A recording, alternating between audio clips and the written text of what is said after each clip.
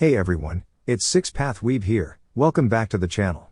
Today, we're diving into part 2 of our fanfic, What if a female Naruto mastered the Primordial Chakra? Before we begin, a quick disclaimer, this content is purely for entertainment and discussion purposes. I do not own any of the anime footage used, credits go to their rightful creators and copyright holders. Alright, let's jump right in. 6 years later. Thanks for the breakfast, Tsunade-kaken. It was delicious. I'm heading out now. Naruto smiled warmly as she placed her dishes in the sink before giving Tsunade a quick kiss on the cheek. With that, she left the compound and soared into the sky, making her way toward the academy with excitement for the upcoming Jonin exams. In the past, students typically graduated from the Shinobi Academy at 12 unless they showed exceptional talent. However, with the reforms introduced by Hiruzen Sarutobi, the curriculum had become significantly more rigorous, focusing on practical training, real-world scenarios, and a refined selection process to ensure only the most capable shinobi advanced. A key component of these reforms was the introduction of the Jonin exams, a small-scale version of the Chunin exams, which replaced the previous graduation method. The new system ensured that graduates were better prepared for the challenges of a shinobi's life. The exams consisted of 3 stages. The first was a written test covering subjects such as history, strategy, physics, anatomy, mathematics, and literacy. The second stage focused on agility, reaction speed, and shurikenjutsu. Students were required to complete an obstacle course within a strict time limit while demonstrating accuracy in their attacks. The final stage was a one-on-one combat tournament where students tested their skills against their peers. The top performer of the exams earned the title champion of the stage, while the student with the highest overall score was honored as Rookie of the Year. Naruto was confident in her ability to secure the title. She grinned as she soared above the rooftops of Konoha, waving to those who greeted her. The academy had become a demanding institution, and many students who lacked the necessary dedication had chosen to leave. To further prepare students for the real world, academy participants were now assigned D-rank missions as part of their training.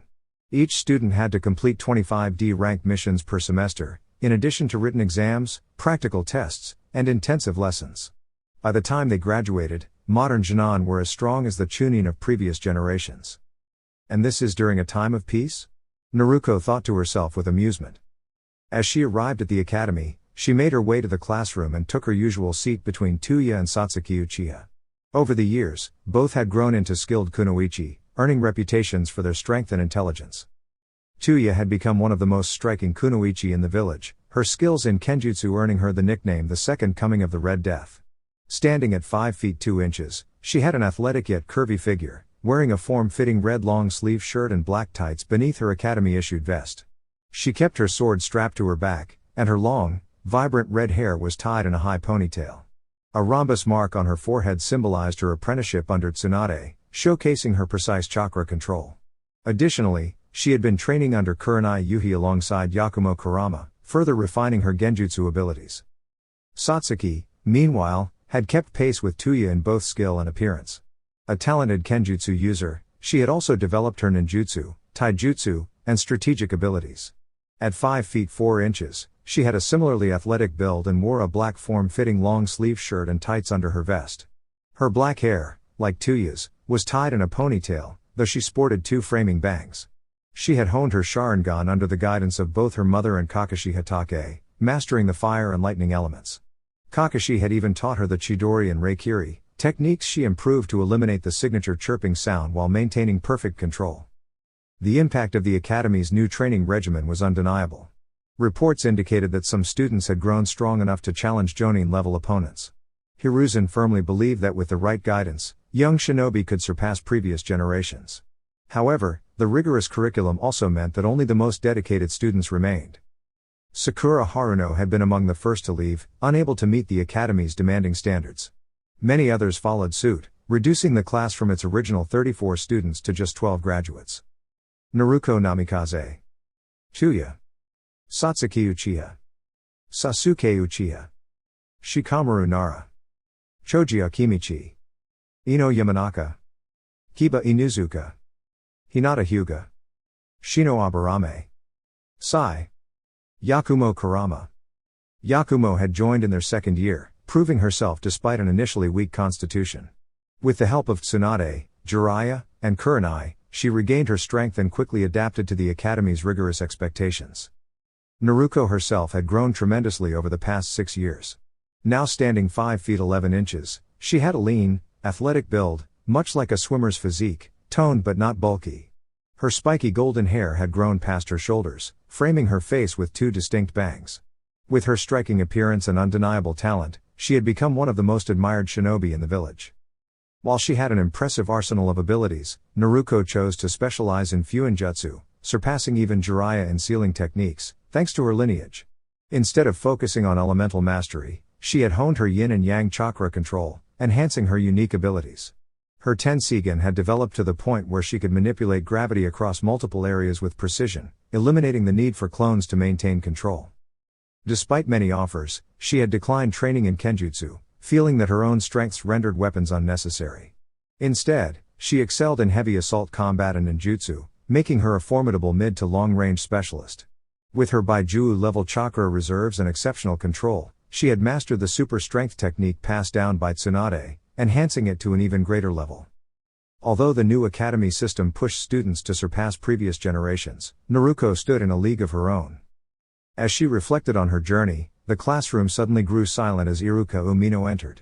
His presence alone commanded attention, a testament to the discipline he had instilled in his students. Smirking at their immediate focus, he cleared his throat and addressed the class. "All right, everyone. Let's begin." With a quick hand seal, he created a shadow clone to assist in distributing the written exams. At the same time, the students took notice of the Onbu agents observing from the back of the classroom. Taking his seat at the front, Iruka set a timer and gave the command. "Begin." After completing the grueling 3-hour exam, several students are left exhausted. Kiba and Choji, in particular, feel the strain, as they aren't among the top performers academically. Even Sasuke shows signs of frustration. Though he has a solid grasp of the material, he still falls behind compared to students like Ino, Yakumo, Sai, and especially Satsuki, Shino, Shikamaru, and Naruto, who all outshine him in intellect. To give the students a break, Iruka grants them a 30-minute recess to eat, rest, or relax. Once the break ends, he leads the class outside toward exam site 8, where he explains the next challenge. "All right, class," he begins, capturing their attention. "Welcome to the second exam. You will have 2 hours to navigate the terrain, complete the objectives, and reach the outpost in the center of the exam site to finish the test. Any questions so far?" The students remain silent, listening intently. "Good. Instructors will be using shadow clones as targets. Your first objective is to dispel 10 targets using only 5 shuriken and 5 kunai. Your second objective is to locate one of the hidden totems within the forest and bring it to the outpost. Understood?" The students nod in agreement. "All right then, begin." With that, the 12 students dash forward, moving swiftly into the forest. As they enter, they spot the instructor's clones leaping through the trees, carefully observing them. The students waste no time launching their weapons, successfully dispelling several clones. Once their attacks land, they split up, each following subtle clues left behind by the instructors: disturbed shrubbery, faint imprints on the ground, chipped tree bark, and other small signs. Naruto is the first to locate a totem. After completing the required target eliminations, she swiftly heads toward the outpost, finishing with a record time of 28 minutes and 32 seconds. Chuya arrives next, completing the challenge in 58 minutes and 24 seconds, followed by Satsuki at 1 hour, 3 minutes, and 44 seconds. One by one, the other students begin making their way to the finish. However, as time passes, Satsuki starts to grow concerned. Noticing her unease, Chuya raises an eyebrow. "What's got you all tense, Satsuki?" Satsuki, already used to Chuya's blunt nature, sighs. "Sasuke isn't here yet. This test shouldn't be that hard for him." Naruto, overhearing their conversation, approaches. "You know he doesn't have the same advantages we do, Suki-chan. I have my Tenseigan, Taiyu-chan can sense even the faintest chakra signatures, and you have your Sharingan along with your natural sensory skills. Sasuke doesn't have those abilities." Satsuki nods, acknowledging Naruto's point. While both Chuya and Naruto aren't particularly worried about Sasuke's performance, Satsuki can't shake the concern for her younger twin. Meanwhile, deep in the forest, Sasuke continues his search for a chakra totem. He has already taken down the required 10 targets, but locating a totem is proving far more difficult than he expected. Frustration builds as he mutters to himself, If only I had my Sharingan. This would be so much easier. Nearby, Kiba, who has already secured his totem and completed his targets, spots Sasuke looking increasingly desperate. Seeing an opportunity, he decides to approach. Landing near him, he smirks. What's wrong, Uchiha? Having trouble finding a totem? Sasuke scowls at Kiba. Mind your own business. Kiba chuckles. Come on, I thought Uchiha were supposed to be naturals at this kind of thing. Guess you're not quite there yet, huh? Sasuke clenches his fists, frustration boiling over. It wasn't just Kiba's words, it was everything. Satsuki had always been ahead of him. Ever since they were kids, he had to work twice as hard just to keep up, while she excelled effortlessly, much like their older brother, Itachi. This exam was no different. Kiba's teasing, though meant to be light-hearted, stung in a way Sasuke hadn't expected. Without thinking, Sasuke launches forward, pushing Kiba back slightly. Kiba stumbles, caught off guard. Whoa, chill out. I was just messing with you. Sasuke takes a deep breath, turning away. I don't need you rubbing it in, he mutters before walking off, determined to find a totem before time runs out. Kiba watches him go, realizing that Sasuke's frustration runs deeper than just the exam. Thinking back to what he knows about the Uchiha family, he understands now, Sasuke has always been in the shadow of prodigies. First Itachi, now Satsuki. Kiba suddenly relates to him in a way he never had before. He's got something to prove. Just like me and Akamaru, he thinks to himself. Kiba, being the youngest in his clan, often found himself the target of teasing. Sometimes, it went beyond playful banter, making him feel isolated. When he brought it up to his mother, she simply laughed and told him that a little challenge would help him grow stronger. It continued for years, pushing Kiba to train twice as hard so he could stand up for himself. Eventually, he became strong enough to hold his own, and his mother praised his perseverance. Yet, deep down, he couldn't shake the feeling that he had been left to face those struggles alone. When Kiba first received Akamaru, the small pup was the run of the litter, always the last to eat, the furthest from their mother when they slept, and the one who endured the most playful nips from his siblings. He was smaller and weaker than the rest. Kiba and Akamaru bonded over their shared determination to overcome obstacles. And now, watching Sasuke, Kiba recognized that same determination in him. Clenching his fists, Kiba sprang to his feet. Oi, Uchiha! He called out. Sasuke turned, an irritated frown on his face. What do you want, mutt? He muttered. Ignoring the insult, Kiba glanced down at the totem in his hand before tossing it to Sasuke. Sasuke caught it, eyeing it with suspicion. What's this for? Kiba looked away, clearly uncomfortable. You need it more than I do. Now go get to that outpost and pass already. Sasuke scowled, his grip tightening around the totem. Is this supposed to be pity? I don't need your charity, dog boy. Don't ever treat me like I'm helpless, he snapped. Kiba met his glare with equal intensity. It's not pity, Uchiha. Don't be ridiculous. Sasuke wasn't convinced. Then why are you just giving me this? Kiba exhaled sharply before speaking. Because I know what it's like to push yourself twice as hard when no one's there to help. I know how people constantly compare you to your family. And I know you work harder than most. I don't pity you, I just understand. Sasuke's expression shifted slightly, his usual arrogance faltering. Kiba turned and walked away, leaving Sasuke to process his words. After a moment, Sasuke scoffed. What does he know about me? He muttered before turning toward the outpost. He paused, suddenly realizing something. Wait.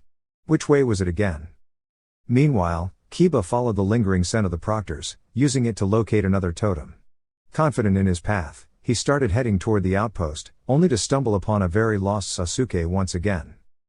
Kiba blinked. What now, Uchiha? Sasuke looked away, his face tinged red. MNMMNHNMMNNNHMMMNN. Kiba tilted his head. What? Sasuke clenched his fists and took a deep breath before muttering, I can't find the outpost.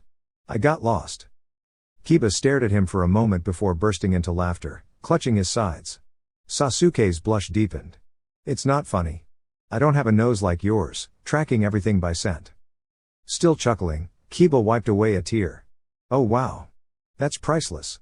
Seeing Sasuke's growing frustration, he smirked and patted him on the back. Come on, let's get going before we both fail this exam. Without another word, Kiba leapt into the trees at a steady pace. Sasuke hesitated for a second before following, noticing an unfamiliar feeling settle in his chest. As he caught a glimpse of Kiba's confident smirk, Sasuke found himself smirking as well. Humph, he muttered, picking up his speed. Maybe this exam wasn't so bad after all. Dash. At the outpost, anxiety filled the air. He's not here yet, Yuya. What if he's hurt? I have to go find him, Satsuki exclaimed, her voice full of worry. Her concern for her twin was evident, and though Tuya and Naruto tried to reassure her, Naruto knew it was like trying to calm a storm. With each passing second, Satsuki's mind raced with worst-case scenarios. Then, at last, Kiba landed at the outpost, followed closely by Sasuke. Sasuke, Satsuki cried, running straight to her brother. Sasuke flinched as she began inspecting him for injuries, bombarding him with questions about why he was late. Naruto, relieved that Kiba had made it in time, gave him a thumbs up. What took you so long, Kiba? Naruto asked. Kiba rubbed the back of his head sheepishly. The clones were tricky. They made sure they weren't anywhere near the totems. Naruto nodded in understanding, then glanced at Sasuke. And what's the story there? Kiba shrugged. Figured he could use a hand. We're probably going to end up fighting alongside each other anyway, so why not? Naruto was surprised. He never expected someone as competitive as Kiba to lend a hand to Sasuke. His gaze softened as he nodded. That was a good choice. Then, glancing at Satsuki, he added with a chuckle, though if Sasuke had taken any longer, I think I would have had to use my wood release just to keep her from running after him. Kiba laughed, agreeing completely. Meanwhile, Sasuke sighed, visibly annoyed by his sister's fussing. All right, enough. I'm fine, Satsuki. Can't you see that? He groaned. Silence fell over the group. A few exchanged glances, while others silently braced for what was coming. Moments later, Satsuki's fist came down with precision, landing squarely on Sasuke's head. With a loud thud, his face met the wooden floor of the outpost. A small bump formed as Satsuki huffed and stormed away, mumbling something about ungrateful brothers. The others shook their heads, stifling laughter as they returned to chatting about the exam and their experiences as shinobi. By the end of the 2-hour test, all students had successfully completed the challenge. Sasuke and Kiba finished last, clocking in at 1 hour, 47 minutes, and 53 seconds. Iruka congratulated the class for successfully completing the first 2 segments of the Junon exam. Granting them a 1-hour intermission before the final test, he instructed them to assemble at the exam stadium once their break concluded. During this interlude, some students opted for a light meal, others took brief naps, and a few engaged in conversation as they made their way to the stadium. Naruto was among the latter, walking alongside Tuya and Satsuki. None of them appeared fatigued in the slightest. Naruto smiled as she chatted with the 2 talented kunoichi. I really hope we get placed on the same team, Tuya remarked with a smirk. I already know Naruto adores me, and at least you're tolerable, pink eye. Satsuki nodded. I hope for the same. I just pray I don't end up on Sasuke's team. I love my brother, but he can be difficult to work with. I agree, Naruto added. Honestly, I wouldn't mind teaming up with anyone, but you two are my closest friends. We'd make a fantastic team. Besides, Sasuke has never really liked me. Tuya let out a loud laugh. You're not wrong. Though, to be fair, I think he's in competition with that Hyuga from last year to see who can act more aloof. Naruto chuckled, while Satsuki shot Tuya a disapproving glance. Yuya-chan, she scolded, though her expression softened. Tuya simply shrugged. What? You know it's true. Their laughter and banter continued until they reached the stadium, where an Onbu directed them to the competitors' box. As more people arrived, the trio observed the growing audience, civilians, shinobi, and prominent clans, all gathering to witness the matches. Tuya nudged Naruto playfully. Looks like the village turned up to see the daughter of their hero in action, she teased with a grin. Naruto returned her smile, feeling a mix of excitement and anticipation. Not wanting to be left out, Satsuki gently placed a hand on Naruto's arm and gave it a warm squeeze. She glanced at Tuya, a silent challenge passing between them that didn't go unnoticed. The intermission concluded, and it was time for the Junon exam finals to begin. The 12 participants gathered in the arena as Iruka explained the rules and distributed number assignments for the matchups. Naruto drew 6. Tuya drew 2. Ino drew 9. Sasuke drew 1. Satsuki drew 10. Sai drew 5. Choji drew 3. Kiba drew 4. Hinata drew 8. Yakumo drew 12. Shino drew 11. Shikamaru drew 7. Iruka smiled as the matchups appeared on the stadium screen. The matches have been decided. He announced. 1. Sasuke Uchiha vs Tuya. 2. Choji Akimichi vs Kiba Inuzuka. 3. Sai vs Naruto Namikaze. 4. Shikamaru Nara vs Hinata Hyuga. 5. Ino Yamanaka vs Satsuki Uchiha. 6. Shino Aburame vs Yakumo Kurama. The crowd erupted with excitement, eager to witness the promising young shinobi showcase their skills. In the stands, Naruto could hear an enthusiastic voice calling out. Place your bets. Bets on the matches right here. Turning her head, Naruto spotted a familiar figure, a woman with a spiky purple ponytail, a tan trench coat, and a mesh top. She was energetically collecting bets from eager spectators. When she noticed Naruto looking her way, she grinned. Naruto waved back with a smile. The woman was Anko Mitarashi, a lively and spirited kunoichi whom Naruto had befriended years ago during training in the Forest of Death. The two shared a unique bond, both bearing marks of burdens from their past. As the students made their way to the competitor's box, Naruto cast a glance toward the cage box, where her family was seated. They waved at her, and she returned the gesture warmly. However, something caught her attention: Mikoto Uchiha standing alongside the Hokage. It was unusual, given that she wasn't a Sannin but the current Uchiha clan head. Ni, Suki-chan, Naruto whispered. Why is Miko Bakken standing with Gigi? Satsuki followed Naruto's gaze and frowned slightly. I'm not sure. The Hokage has been speaking with her a lot lately. It must be something important. I just hope she's alright. Sensing the concern in her friend's voice, Naruto gently pulled Satsuki into a reassuring hug. In the cage box, Mikoto chuckled at the sight of her daughter embracing Naruto. Tsunade, standing beside her, smirked. They make a good pair, don't they, Miko-chan? Mikoto nodded with a warm expression. Absolutely. I can only imagine how strong their children would be. Hiruzen, watching the exchange, stroked his beard thoughtfully. Indeed. A blend of the Sharingan and the Tensigen. I wonder what kind of abilities such a combination might create. But his musings were set aside as he turned to Mikoto. Now then. Are you ready, Mikoto-chan? Mikoto took a deep breath and nodded. Hi, Ji-chan. Hiruzen chuckled at the affectionate way she addressed him. Rising to his feet, he stepped forward, his voice amplified with chakra as he addressed the audience. Good citizens of Konoha. Today, we gather to witness the dawn of a new era, the passing of the torch to the next generation of shinobi. The crowd erupted in cheers. Hiruzen allowed the excitement to settle before continuing. This day is particularly meaningful to me, especially with young Naruto standing among the candidates. 14 years ago, our village witnessed the selfless sacrifice of a remarkable man, a true hero who gave his life to protect Konoha. Naruto-kun, your father was a legend, an extraordinary leader, a devoted husband, and a loving father. His legacy endures, not just in memory but in you. Many in the audience wiped away tears, remembering the Yondaime Hokage, Minato Namikaze. His legacy was cherished by the village, and that love now extended to his daughter. Taking a solemn moment of silence to honor Minato and Kushina, Hiruzen then gathered his thoughts and continued. My dear Konoha.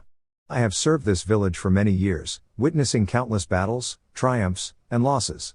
I have dedicated my life to protecting the will of fire. But now, it is time for me to step aside and entrust the future to a new leader. For months, I have mentored and prepared the one who will take my place. This individual embodies unwavering loyalty, strength, and wisdom, qualities befitting the next Hokage. The arena fell silent with anticipation. Satsuki gasped. Naruto was stunned. The crowd held its breath. Citizens of Konoha, Hiruzen declared. I present to you our Godime Hokage, Mikoto Uchiha. The stadium erupted in cheers. It was a historic moment, the first female Hokage in Konoha's history. Mikoto Uchiha, best friend and lifelong rival of Kushina Uzumaki, stood proudly as the crowd celebrated her appointment. Hiruzen handed her the Hokage hat, and she placed it on her head, her expression radiating quiet strength. Tsunade embraced her warmly, and Jiraiya clapped approvingly. Mikoto turned to the audience and gave a graceful wave. The cheers intensified, causing the men to shout even louder, much to Sasuke's exasperation. Naruto smiled warmly at the woman she had always considered family, feeling an immense sense of pride. A new era had begun. As the applause fades, Naruto steps forward, her gaze sweeping over the crowd. With a warm yet resolute voice, she begins her address. My beloved Konoha, I am deeply honored to stand before you as the god I'm Hokage. It is my privilege and responsibility to protect and guide this village. But leadership is not a path walked alone. I ask for your support, just as I pledge my own. Together, we will nurture Konoha like a great tree, its roots strong and its branches ever-reaching. A wave of cheers erupts from the crowd, celebrating their newly appointed leader's words. Once the excitement settles, she turns her attention to the ongoing Junon exams. Today, we welcome the next generation of shinobi as they take their first steps into their futures. To all of you participating, give it your all. The will of fire burns within you, guiding your way. Stay strong, stay determined, and above all, stay safe. Though she now holds the mantle of Hokage, Naruto's heart remains as caring as ever. She offers Iruka a nod, signaling him to take the stage. As the audience quiets, all eyes turn toward the arena. Sasuke and Tuya stand poised on the battlefield, with Iruka between them. The anticipation is palpable. Sasuke, are you ready? Iruka asks. He nods firmly. Tuya, are you ready? She gives a determined nod in response. All right, begin. Iruka swiftly leaps backward as the two combatants launch into action. Sasuke and Tuya engage in an exchange of taijutsu, testing each other's reflexes and strength. Sasuke quickly realizes he's at a disadvantage. Tuya's counters and parries are precise, making it difficult for him to land a solid hit. From the stands, Anko grins. Straight to the action. I like these two. As they separate, the difference in their conditions becomes clear.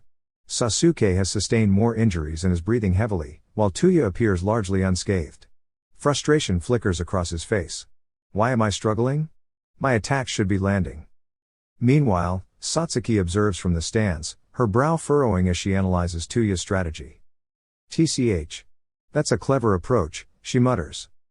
Kiba, noticing her reaction, turns toward her. What do you mean? Satsuki crosses her arms.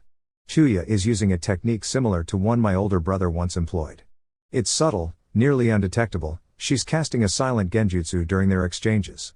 Sasuke doesn't even realize it's happening. The surrounding Junon look at her in shock. Wait. What kind of genjutsu? Kiba asks, now fully invested. A delicate but devastating one, Satsuki explains. She's making Sasuke perceive attacks differently, making them seem like they're coming from the wrong angles or from directions that aren't even real. It's disorienting him without him noticing, forcing him into a losing battle against an illusion. In the arena, Sasuke clenches his fists. What's going on? I know I dodged that last hit. And I swear my strike should have connected. Unless. No. It can't be. Before he can react, Tuya rushes forward, a confident smirk on her face. Figured it out, huh? Sasuke attempts to dodge, but her punch lands cleanly. When did you? His words are cut off as another strike hits him in the stomach, knocking the wind out of him. The entire time, she answers smoothly. He collapses onto his back, groaning in frustration. Kai, Tuya says, releasing her genjutsu. As Sasuke opens his eyes, he sees her standing over him, a wooden training sword pointed at him. You were following my rhythm the whole time, she remarks. Sasuke scowls, looking away in frustration. From the Hokage's box, Mikado watches the match unfold, concern etched on her face. While she sympathizes with her son's disappointment, what troubles her more is his reluctance to acknowledge his opponent's skill. Tuya's abilities are remarkable, especially for her age. Even though she didn't reveal the full extent of her talents, her strategic thinking and battle awareness were undeniable. As the competitors return to the stands, the audience erupts in applause, appreciating the impressive display of technique. The Jounin in attendance exchange comments about the match, and among them, Kurenai finds herself both proud and in awe of her students' proficiency in genjutsu. Even she had not mastered the art to such a seamless level. In the cage box, the discussion continues among the legendary shinobi. Tsunade smirks. Well, what do you think, Hokage-sama? Mikoto sighs, shaking her head at the teasing remark, earning a chuckle from the others. She composes herself before answering. Tuya's genjutsu prowess is exceptional. Casting illusions mid-battle, without seals or verbal cues, is a feat that even many Uchiha struggle with. Her expression turns pensive. This was an unfortunate matchup for Sasuke. His strengths weren't given a chance to shine. The moment he engaged her in close combat, the battle was already decided. Hiruzen nods in agreement. She wove the illusion around him from the very start. Jiraiya strokes his chin. And he unknowingly followed her lead, step by step. A gradual, calculated victory without any unnecessary risks. Impressive. The audience roars with excitement as the next competitors step onto the battlefield. The Jinan exams continue, with anticipation building for what's yet to come. Sasuke makes his way to the competitor's box with a slight but noticeable limp. Kiba notices and walks over to check on him. "Hey, Uchiha, you alright?" he asks. Sasuke glances at him before scoffing and turning away. "I told you, Inuzuka, I don't need sympathy." Kiba smirks and takes a seat next to him. "And I told you, it's not sympathy. Look, you're without your Sharingan right now, right? Don't be too hard on yourself." Sasuke clenches his fists, frustration evident in his expression. "What do you know, Kiba? I need my Sharingan, it's the only way I can honor my family. And look at her. That so-called sister of mine doesn't even seem concerned about avenging our clan. My mother keeps telling me to move on, but I can't. I'm the only one who still cares about what happened."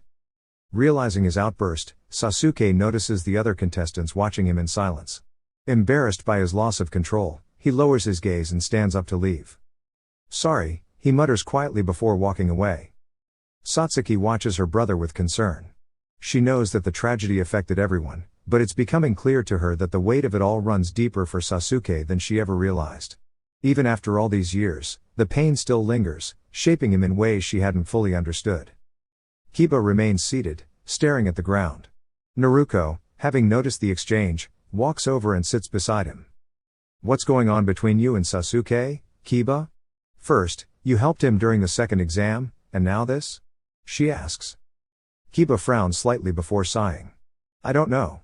I just can't help but feel for the guy. I always thought he was just another arrogant Uchiha, but there's more to him than I expected." Naruto listens closely, as do the other soon-to-be rookies. Even Satsuki finds herself paying attention. "What made you change your mind?" Naruto asks. Kiba leans back slightly. "Back in the Forest of Death, he was struggling to find a totem. I was heading to the outpost when I saw him, and I figured I'd mess with him. But then I realized something. He and I actually have more in common than I thought." Naruto nods in understanding, prompting Kiba to continue. "We both had to work incredibly hard to get here. No offense to Satsuki, but Sasuke puts in twice the effort. From what I know, Itachi was a prodigy, and Satsuki is a natural talent, but Sasuke? He wasn't given the same head start. Everything he has, he earned through sheer effort." Kiba's words bring a new perspective to the group, especially to Satsuki. It suddenly makes sense. Sasuke is a product of relentless dedication. The jutsu she mastered, the training forms she learned, and the techniques she picked up all seemed to click naturally for her, even if they took a few tries. But Sasuke had to push himself beyond his limits every single time. She had often seen him training for hours, but she never truly considered why. Now, thanks to Kiba, she understands, he was trying to keep up. Maybe next time, she could. "Don't pity him," Kiba says suddenly. Satsuki blinks, realizing he's speaking to her. "What do you," she starts, but Kiba interrupts. "That's the worst thing you could do for someone like him. He got this far on his own, and if you try to help him now, he'll see it as an insult to his effort. It's his pride. He'll figure things out in his own way, but pitying him will only push him further away." Naruto listens carefully, realizing why Kiba understands Sasuke so well. Unlike Sasuke, she and Satsuki had natural gifts, power and skill that came to them through their bloodlines. But Sasuke? He had to forge his own strength with sheer determination. That's why he resents her so much. In his eyes, she was given something he could never reach. Meanwhile, in the cage box, Mikado watches the scene unfold with a troubled expression. Ever since that fateful night, she has watched her son drift further and further into a darkness she fears may one day consume him entirely. As she glances at Satsuki, she sees the concern in her daughter's eyes. Soon, she will have to tell her everything, the truth about that night and the events that led up to it. After gathering her thoughts, Kiba heads down to the stadium alongside Choji. Before taking her position, she turns to Choji with a confident grin. "Good luck, buddy." She extends a fist toward him. Choji bumps fists with Kiba and nods. "Good luck to you too." The crowd erupts in cheers at their show of sportsmanship. In the cage box, Iruka smiles alongside the 3rd and 5th Hokage, as well as the esteemed Sannin. The display of mutual respect is a true testament to the will of fire. Iruka glances at each participant, receiving a determined nod from each of them.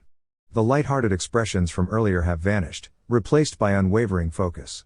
Kiba knows that if she loses in the first round, she'll definitely hear about it from her mother. Troublesome woman. She mutters under her breath. In the stands, two members of the Nara clan sneeze in unison, while a striking woman with spiky hair and sharp features narrows her eyes. A small tick mark appears on her forehead. I heard that, Kiba. I know you were talking about me. She shouts, making her son flinch slightly. Everyone in the Inuzuka clan learns early on, never underestimate an upset mother. Iruka's sweat drops at the light-hearted exchange but quickly regains his composure. All right. Begin. To everyone's surprise, Choji bites his thumb, drawing a small amount of blood, and swiftly weaves through a series of hand seals. His clan members raise their eyebrows in curiosity. Summoning jutsu. A plume of smoke bursts onto the battlefield, revealing a massive 12-foot-tall grizzly bear clad in battle armor. A long scar runs over its left eye, and its sharp claws gleam in the sunlight. Kiba's eyes widen slightly. It's an impressive sight, and the situation isn't made any better by the fact that Choji himself is donning his clan's battle armor, looking noticeably more muscular while still maintaining his usual large frame. In other words, Kiba is now facing a warrior as strong as a bear, plus an actual armored bear. Well, this is shaping up to be an interesting match. Shaking off her initial nerves, Kiba lowers into a battle stance. She tosses a pill into Akamaru's mouth and quickly forms a sequence of hand seals.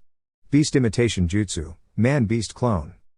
In an instant, Akamaru transforms into Kiba's identical twin. In the stands, Tsume nods approvingly at her daughter's effective use of their clan's signature technique. Without hesitation, both sides charge forward. Choji's fighting style relies on powerful strikes and grappling techniques, enhanced by his ability to expand parts of his body at will. This makes him a challenging opponent, even for someone as fast as Kiba. Despite her agility, dodging Choji's attacks proves to be increasingly difficult. Meanwhile, Akamaru is handling the bear separately. The large creature, though powerful, moves with a certain heaviness. Akamaru's natural speed allows him to dart around and land counterattacks, but every hit from the bear feels like a tree crashing down. He grits his teeth, determined to hold his ground. Whoa! Look at Choji go. He's really giving Kiba a hard time. Ino exclaims from the stands. Shikamaru watches with a calculating expression, his sharp eyes analyzing the fight. He's rooting for his best friend but remains objective. Kiba and Akamaru are using their speed to their advantage. Choji and his summon are definitely stronger, and each attack they land deals way more damage. But Kiba and Akamaru are striking more often. Choji will need to strategize if he wants to win. Shikamaru used to avoid speaking much, calling everything too troublesome, but training at the academy has helped shift his mindset. He's now a keen strategist with much more drive than before.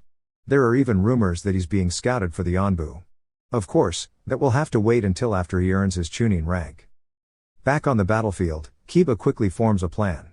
She weaves through several hand seals as Akamaru tosses a handful of smoke bombs, blanketing the area in thick fog.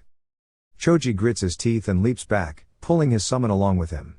Neither of them specialize in wind-style jutsu, so dispersing the smoke won't be easy. Suddenly, a voice calls out, "Fang over fang." Two spiraling tornadoes of fur and fangs tear through the smoke, barreling straight toward them. The bear reacts first, swinging its massive claws to intercept Akamaru, slamming him hard into the ground. At the same time, Choji expands his fists and strikes Kiba directly. Both combatants widen their eyes when their opponents vanish in a puff of smoke. A split second later, a pair of hands burst out from the ground beneath them. Earth style, double decapitation technique. Kiba had used a clever feint. Thinking quickly, Choji substitutes himself with a nearby log, narrowly avoiding the trap.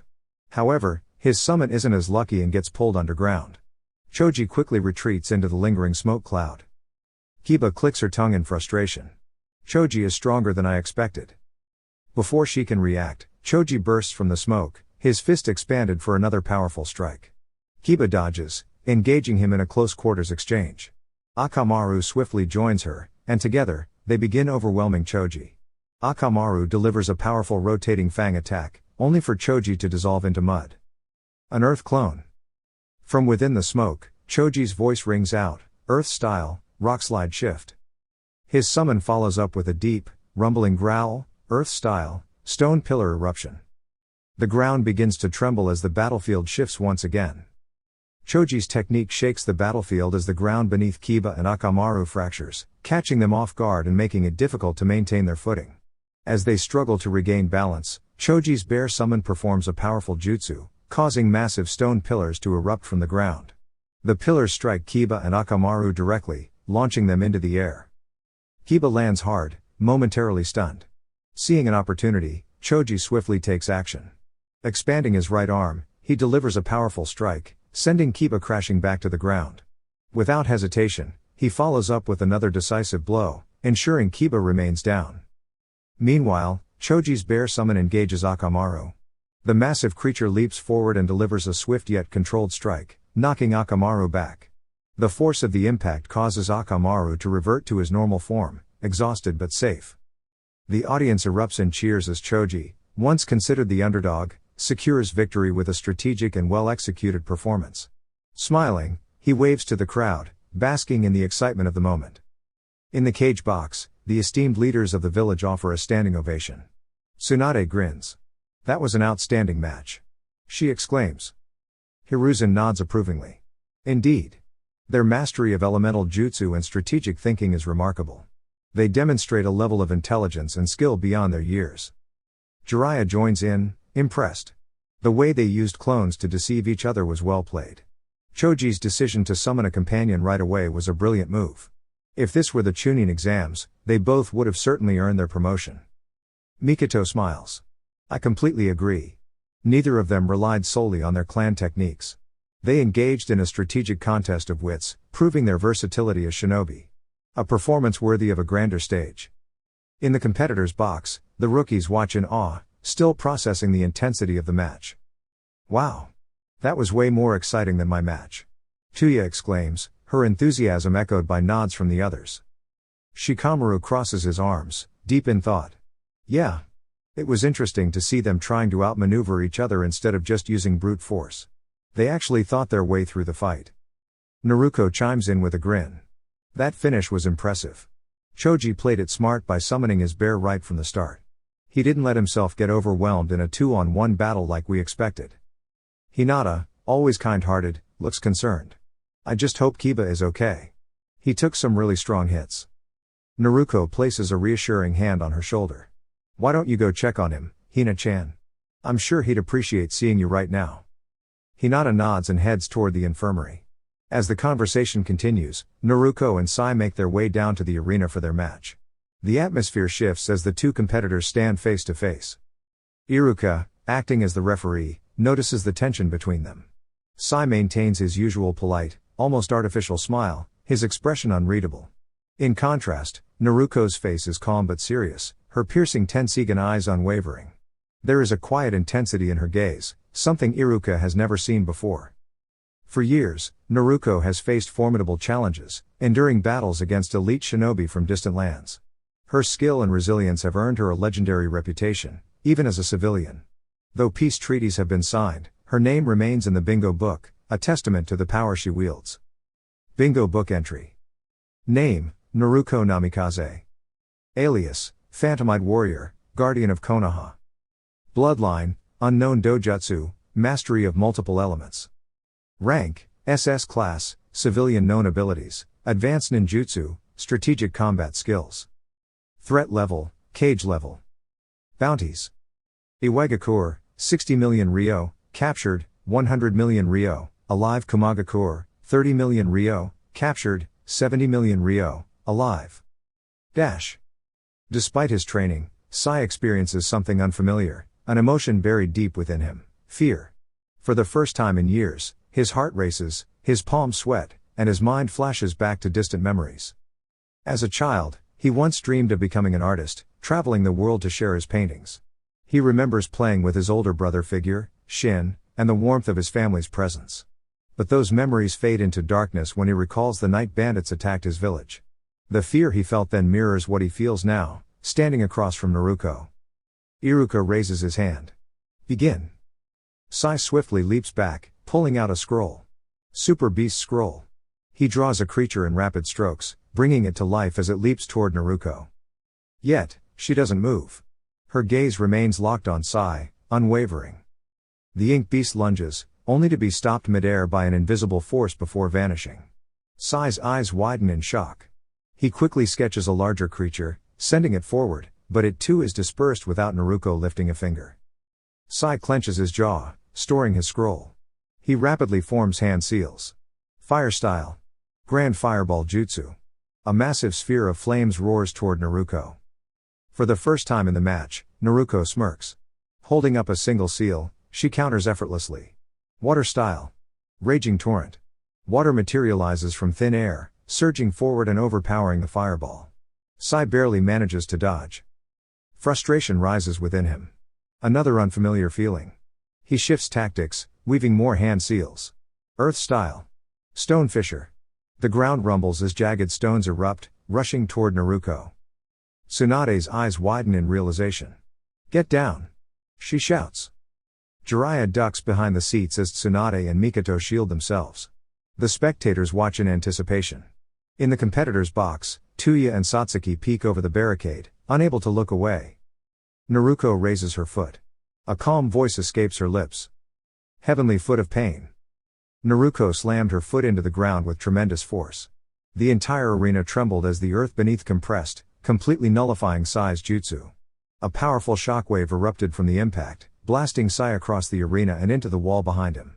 Cracks formed in the stadium structure, and fragments of stone tumbled from the roofing, but the vigilant Anbu swiftly deflected them, ensuring the safety of the spectators. Beyond the stadium, the shock reached the surrounding area, walls cracked, windows shattered, and several civilians lost their balance as carts toppled. An earthquake. A civilian cried out in alarm. As the tremors subsided, Tsunade surveyed the aftermath. The once even battleground now resembled a sunken crater, with Naruto standing at its center. She looked up at her surrogate mother and smiled, her expression brimming with confidence. Tsunade returned the smile with an amused shake of her head. I think she just made the entire stadium sink a few feet, she remarked. Beside her, Mikoto rubbed her temples, recovering from the aftershocks. Wow, she muttered. You really taught her that move? Tsunade chuckled. I did, but I never imagined she'd use it in a place like this. Jiraiya stirred, brushing off pieces of debris that had landed on him. Ugh. She's definitely your granddaughter, Tsunade. Honestly, she's more like your daughter. In the stands, Anko managed to stand, albeit unsteadily, and reached out to help Kurenai to her feet. That girl gets more impressive with every fight, Anko remarked. Kurenai, visibly shaken, nodded in agreement.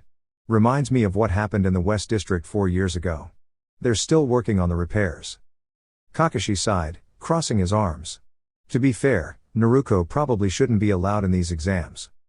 Kurenai looked at him, puzzled. What do you mean, Kakashi? Closing his visible eye, Kakashi explained, there aren't many shinobi who could challenge her in a fair fight. If she ever turned against us, Konoha would be in serious danger, and stopping her would be nearly impossible. Kurenai's eyes widened in realization, and Anko nodded grimly. She's an incredible person, Anko added, but I have to admit, she can be intimidating. I'll never forget the time she truly got angry. A slight shiver ran through her. Kakashi looked down, his tone somber. Yeah. That was a moment none of us will ever forget. Kurenai's hands trembled slightly as she recalled the overwhelming intensity of Naruto's presence in that moment. That sheer pressure she gave off. It was unlike anything I've ever felt before. In the competitor's box, Choji had used his expansion jutsu to shield his classmates from falling debris. Shikamaru sighed, muttering, so much trouble. His comment earned a round of quiet laughter from the group.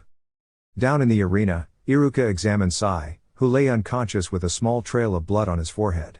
With a steady voice, he declared, winner by knockout, Naruto Namikaze. Medics, please assist. From the sidelines, Satsuki exhaled, watching her childhood friend.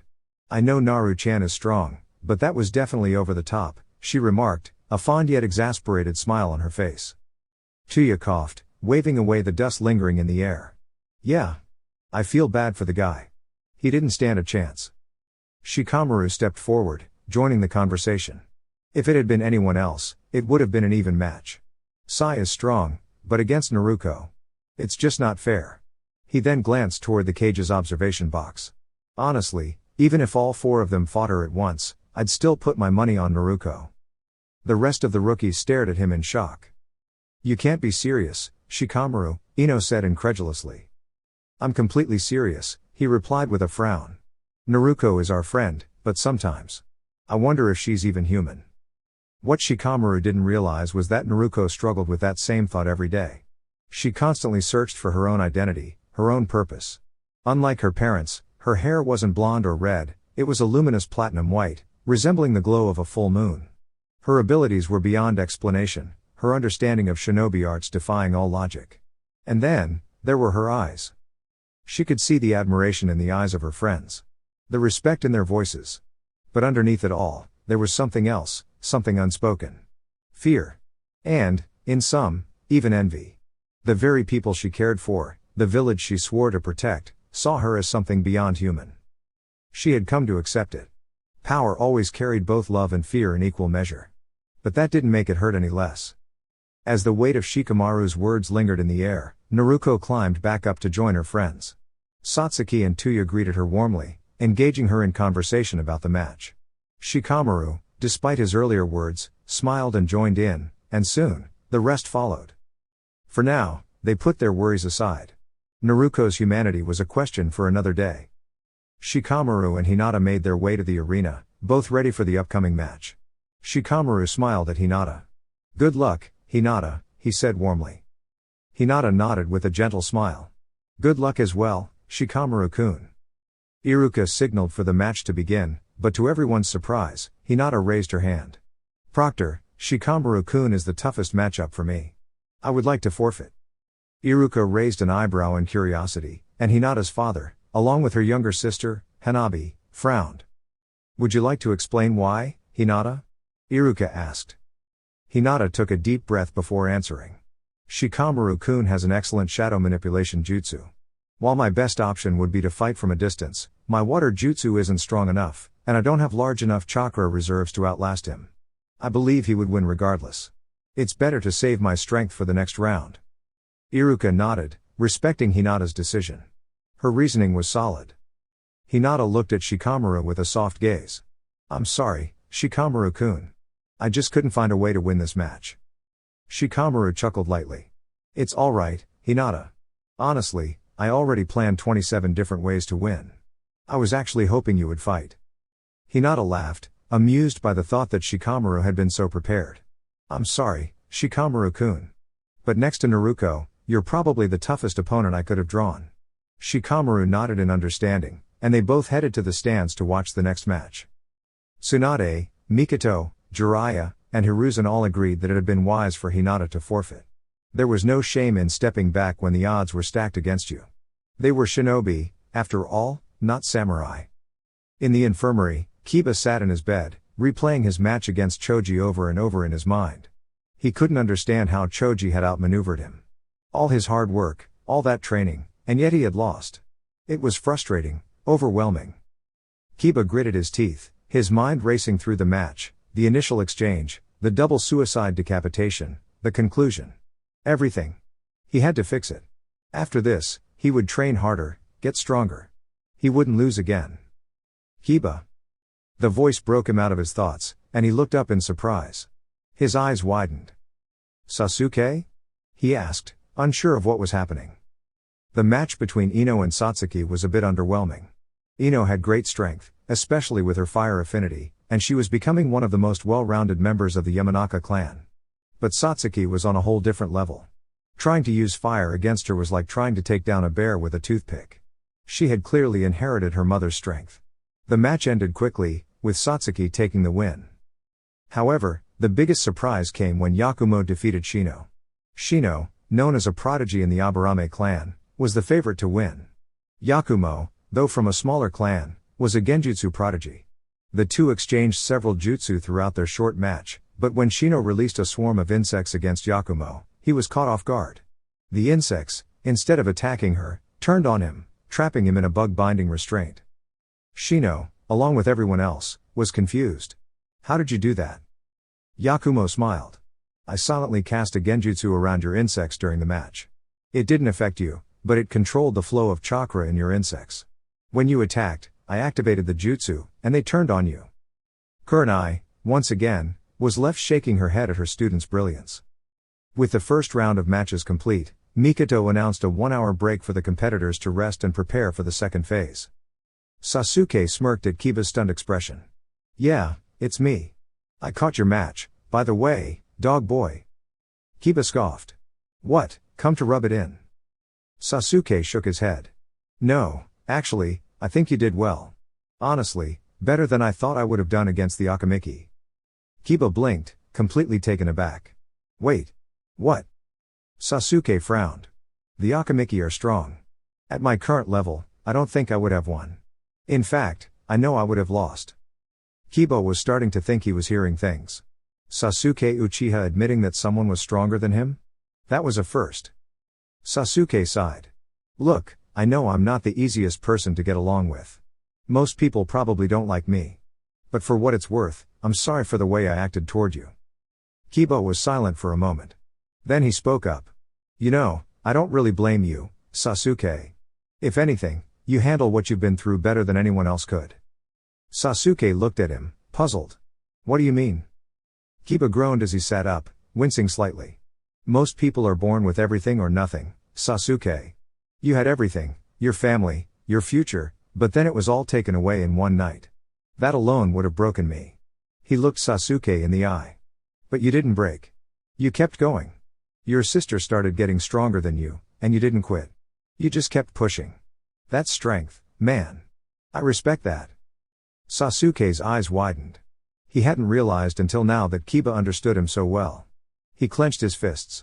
Everything had been painful, the memories of what he lost, the harsh training, seeing others surpass him. But Kiba's words reminded him that he had to keep moving forward, to never give up. A small smile tugged at Sasuke's lips. Kiba noticed and his eyes went wide in shock. Wait. You're smiling? Kiba stammered. Sasuke frowned, confused. So? But. You never smile. You're Sasuke the brooding prince, Kiba said, unable to believe what he was seeing.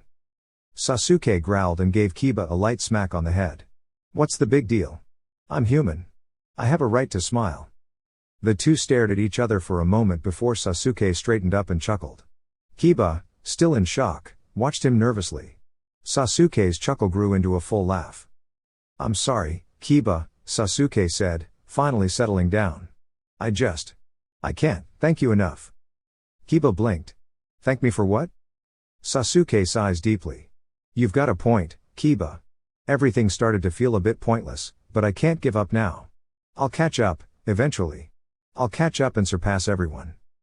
Kiba grins and nods. You've definitely got it in you. Sasuke extends his hand. Friends?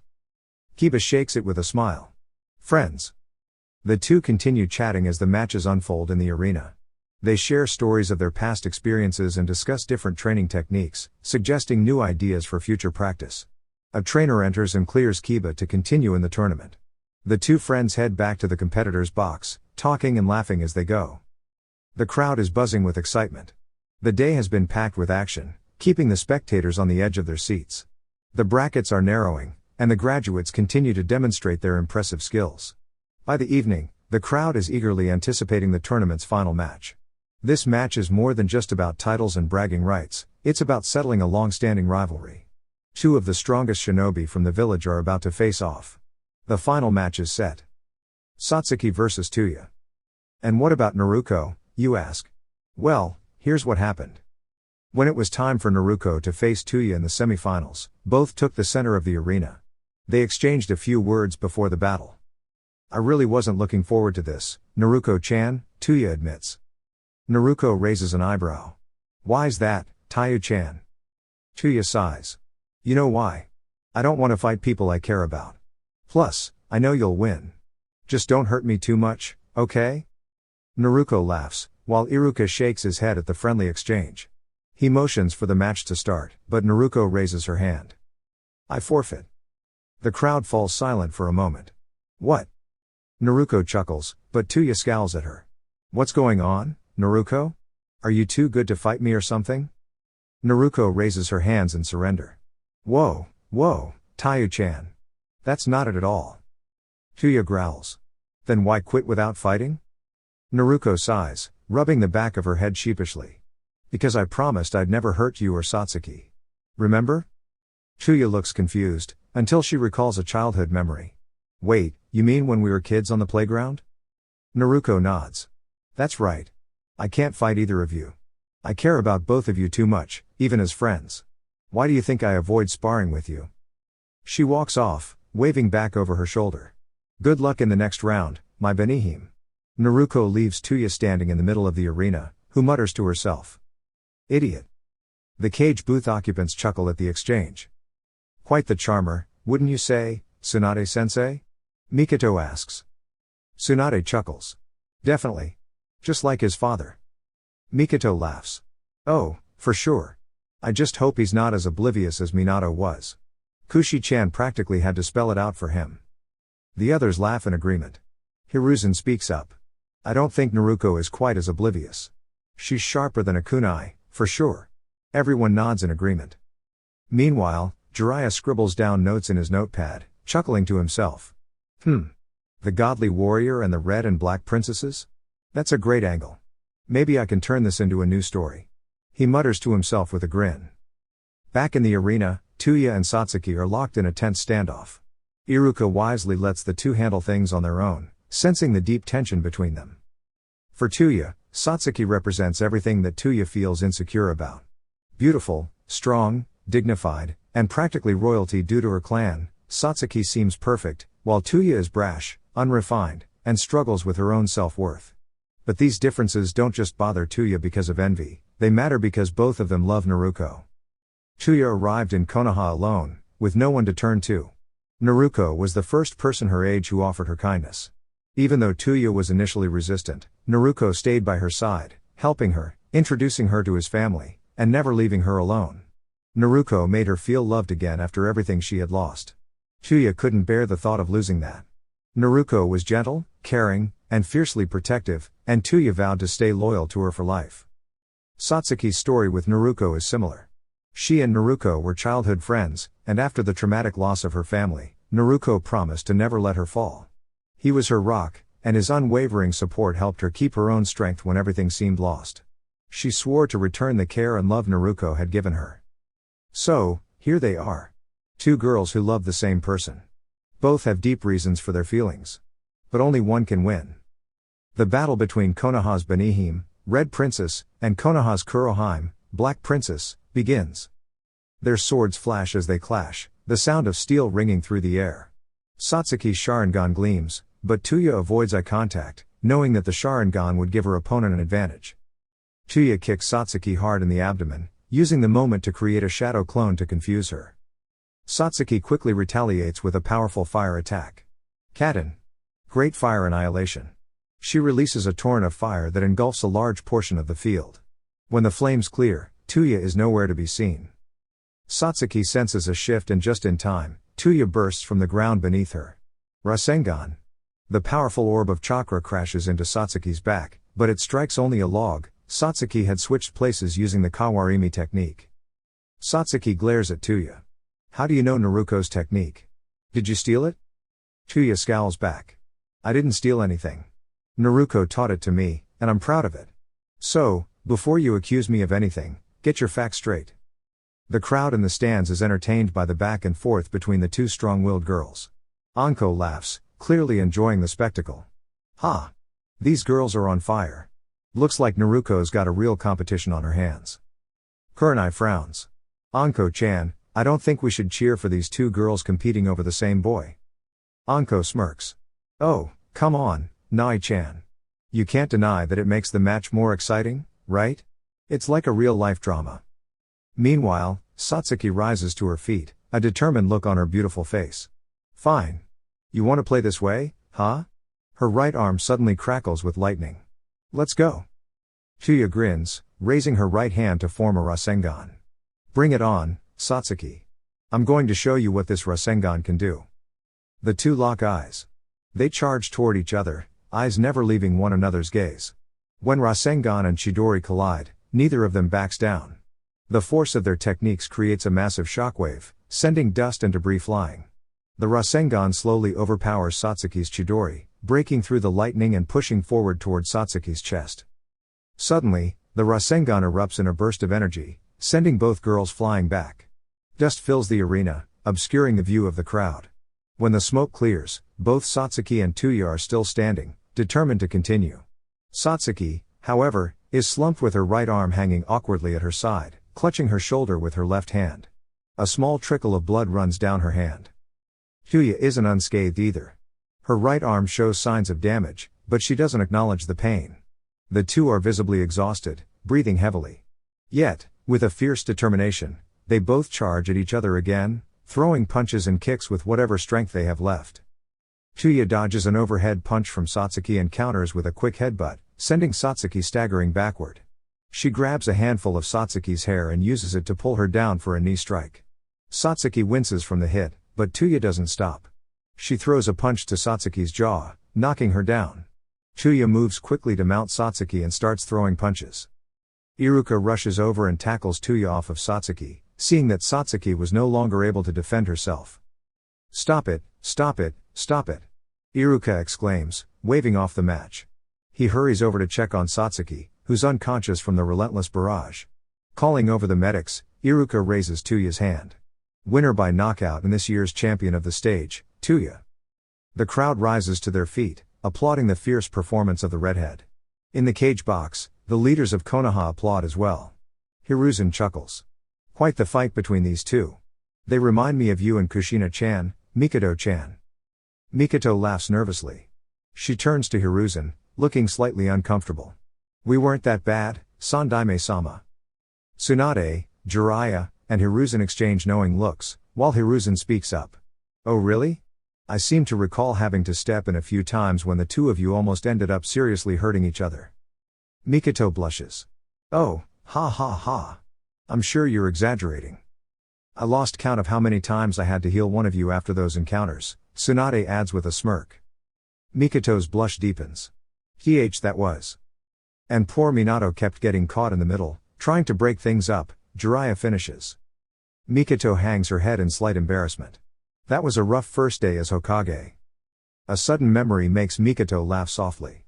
Tsunade notices and raises an eyebrow. "What is it?" she asks. Mikoto shakes her head, wiping a tear from her eye. "It's just. Kushi-chan's dream was to become Hokage.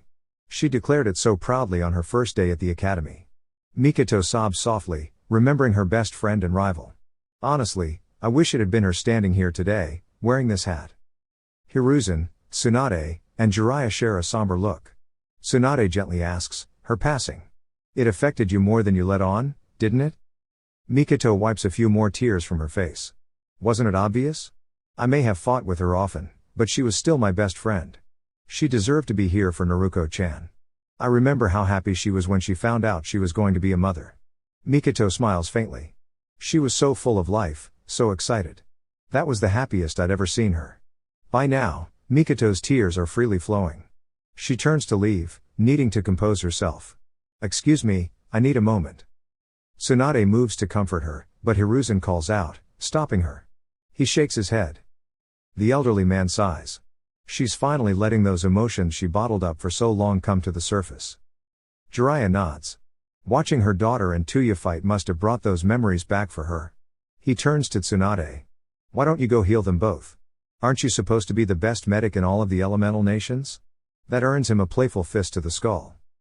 Meanwhile, Shikamaru approaches Naruko. "Naruko." She turns to face her friend. "Yeah, Shika? You interfered, didn't you?" Naruko chuckles. "Nothing escapes your eyes, does it, Shika?" Shikamaru shakes his head. "I didn't see it, but I figured it out. Tuya should have been able to finish Satsuki off with that Rasengan. It should have been enough to knock them both out.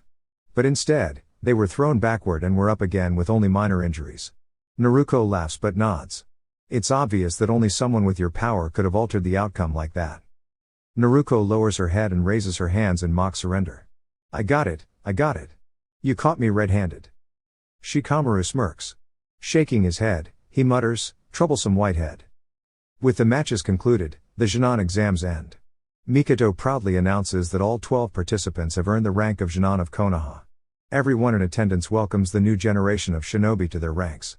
This day marks the beginning of a journey that will alter the very course of the shinobi world. Fates were sealed, destinies decided, and the history of the future changed forever.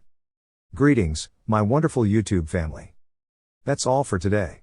If you enjoyed the content, don't forget to give it a thumbs up and hit that subscribe button to stay updated on more exciting videos. Thank you so much for your support. 6th Path Weeb.